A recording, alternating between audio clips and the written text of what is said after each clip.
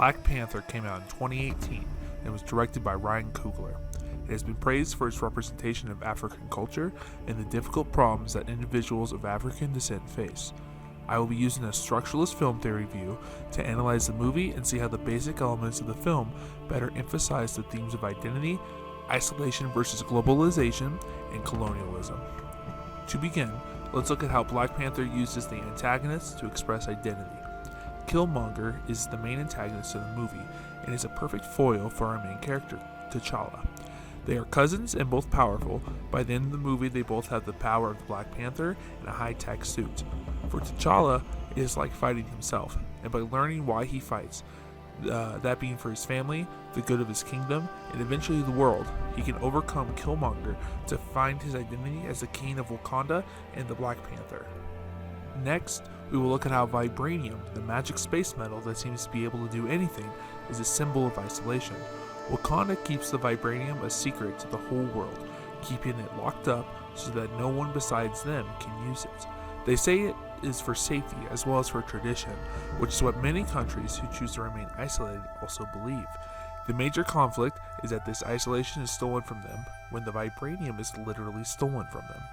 T'Challa fights to take it back, but eventually decides to help those in need by becoming a global superpower and giving away some of their vibranium to help the world. Lastly, let's look at the colonial mentality shown in the film and how it is the entire reason that the film happens. The opening scene shows us how Killmonger's father saw how people of African descent were being treated in America due to the colonialization that happened hundreds of years ago. This is what spurred him to stealing the vibranium to help those who needed it, and in turn having him killed. It's what made Killmonger the antagonist and would be the major conflict for T'Challa. Does Wakanda continue to remain hidden from the colonialist eyes, but unable to help those impacted by it? Or do they risk the world knowing to do what they can to help? I can't be happy here knowing that there's people out there who have nothing. What would you have Wakanda do about it? Share what we have.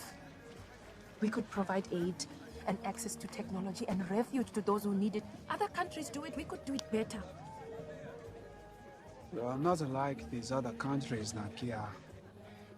If the world found out what we truly are, what we possess, we could lose our way of life. Wakanda is strong enough to help others and protect ourselves at the same time.